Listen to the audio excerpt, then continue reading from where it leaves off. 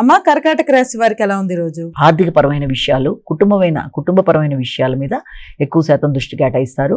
కుటుంబ సభ్యులతో వాతావరణం కొంతవరకు అనుకూలంగా ఉంటుంది. ఆర్థిక విషయాల్లో ఆగుతూ ఉన్న విషయాలు కొంత ముందుకు పెడతాయి. ఆర్థిక విషయాల్లో అనుకూలతలు, ప్రయాణాలు మొదలైనవంటికి కూడా అవకాశం ఉండే సమయంగా భావించవచ్చు. మాటల వల్ల ఘర్షణలు ఎదురయ్యే అవకాశం ఉంటుంది కాబట్టి దాన్ని అధిగమించే ప్రయత్నాలు లాంటివి చేయాలి. కుటుంబ వాతావరణం ముఖ్యంగా కన్ను, పన్ను మొదలైన వాటి విషయంలో ఆరోగ్య సంబంధమైన విషయాల్లో కూడా తగిన శ్రద్ధతో ముందు వెళ్ళడానికి ప్రయత్నం చేయాలి. కుటుంబ సభ్యుల మధ్య ఇతరుల యొక్క జోక్యం వల్ల కూడా కొంత మానసిక ఘర్షణ అనేది ఎదురవుతుంది కాబట్టి వీలైనంత వరకు అలాంటి సమస్యలను అధిగమిస్తూ ముందుకు వెళ్ళడానికి కృషి చేయాలి. కొత్త ప్రదేశాల్లో ఆహార స్వీకరణ చేసేటప్పుడు ఆచితూచి వ్యవహరించాలి. సింహరాశి.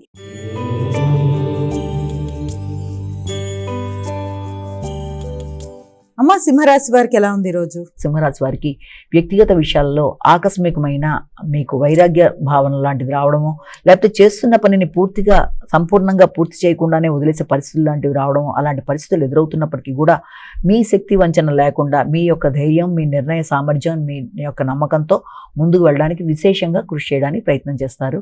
వృత్తిపరమైన విషయాల్లో అభివృద్ధికరంగా ముందుకు సాగడానికి ప్రయత్నం చేస్తారు. వ్యక్తిగత గౌరవం, శ్రమ, శ్రద్ధ అధికంగా ఉంటాయి. అంతేకాకుండా ఆర్థిక సంబంధమైన విషయాలు కూడా కొంతవరకు అనుకూలంగా ఉంటాయి.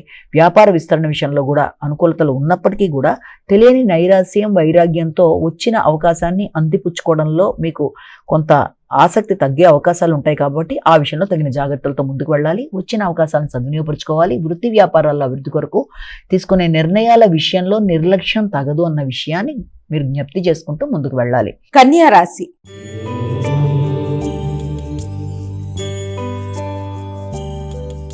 అమ్మా కన్యా రాశి వారికి ఎలా ఉంది రోజు? కన్యా రాశి వారి విషయాన్ని కనుక తీసుకున్నట్లయితే ముఖ్యంగా కన్యా రాశి వారి యొక్క ఆలోచనల విషయంలో ఆకస్మికమైన ఆలోచనల్లో అధిక శాతం మీకు ఏదైనా ఆధ్యాత్మిక ఆలోచనలు, ఆధ్యాత్మిక ప్రయాణాలు, ఆధ్యాత్మిక ప్రవచనాలు వినాలన్న భావన, కొత్త ప్రదేశాలకు వెళ్ళడం, పెద్దల్ని కలవడం, అదేవిధంగా ఏదైనా నదీ స్నానాలు మొదలైన వాటి మీద ఎక్కువ శాతం శ్రద్ధ వహిస్తారు. మీకు మానసికంగా ప్రశాంతత అనేది ఆధ్యాత్మిక ఆలోచనల వల్ల, ప్రసంగాల వల్ల, ప్రవచనాల వల్ల, వ్యక్తులను కలవడం వల్ల, వారి యొక్క ఆశీస్సుల వల్ల లభ్యమవుతాయన్న భావనతో కొంత ఉండడం అనేది ఉండే అవకాశం లాంటిది కనబడుతుంది.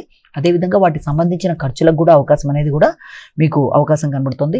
అయినప్పటికీ కుటుంబంలో పెద్దల యొక్క ఆరోగ్య విషయంలో కావచ్చు, లేకపోతే మీరు వృత్తి చేసే ప్రదేశాల్లో వ్యక్తులతో కావచ్చు, వీలైనంత వరకు అభిప్రాయ భేదాలు రాకుండా తగిన జాగ్రత్తలతో ముందుకు వెళ్ళాలి. ముఖ్యంగా వ్యక్తిగత విషయాలలో, అభివృద్ధికరమైన అంశాలలో, తీసుకునే నిర్ణయాలలో పెద్దల్ని సంప్రదించేటప్పుడు, ముఖ్యంగా పలుకుబడి కలిగిన వ్యక్తులు, ఉన్నత స్థాయి అధికారులు వారి సహకారాన్ని కోరుకునేటప్పుడు ఘర్షణ రాకుండా జాగ్రత్త వహించాలి. అలాగే ఆరోగ్య విషయంలో మాత్రం తగిన శ్రద్ధతో ముందుకు వెళ్ళాలి.